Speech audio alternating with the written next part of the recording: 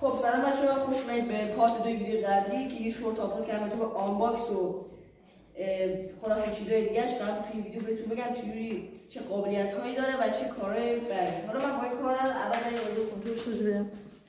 دکمه تیک آف و لندینگ خودکار داره، هدلس مود داره و بازگشت به خانه که اگر نگه دارید برمیگرده به خانه، اگر یه بار بزنید هدلس مودش فعال میشه. دکمه عکس برداری فیلم برداری اینجاست که اگر نگه دارید فیلم میگیره، اگر یه بار بزنید عکس میگیره. این هم دکمه جهاتشه، مثلا کوادکوپتر داره میره جلو میتونید اینو بزنید که برگرده عقب، سرجاش یا وایسه. دکمه سرعتشه، 3 مود سرعت داره، 2 تا بوق، 3 تا بوق و 3 تا بوق قطعا سرعتش بیشتر میشه.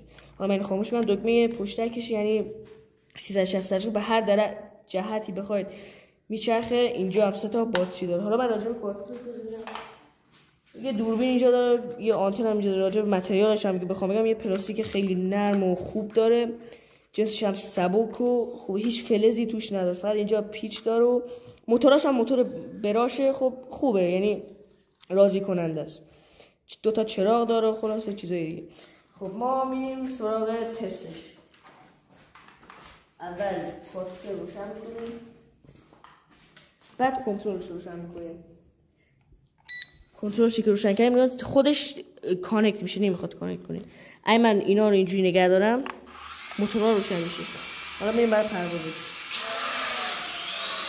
کوادکوپتر خیلی استیبله، باید دکمه‌اش میتونه گفتم چیزی که هر طرفی هم میتونید به طرف مقابلش بزنید و دیگه به عقب نرید.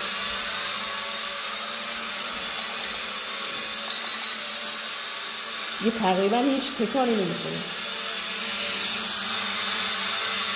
من کنترل رها کردم، می‌بینید با هم خودش معلقه نداره. خب این چند تا قابلیتش رو بگیرم. چرخش به چپ، چرخش به راست، همه اکثر قابلیت ها رو داره و دکمه لندینگ خودکار. نگاه کنید وقتی من اینو میزنم کوادکوپتر خودش فرود میاد. من هیچ کاری با کوادکوپتر ندارم. دکمه تیک آف خودکارم داره که اینجا سقف کوچیک من اینو نمیزنم. خود دکمه های دیگه هم داره. پشتکش رو الان من براتون امتحان میکنم. اول من بعد از اینکه اول واسه من این کلیدش رو درست کنم،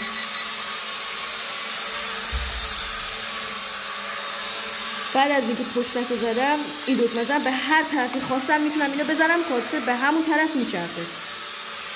مثلا من اینو میزنم به جلو میچرخه، خیلی راحت.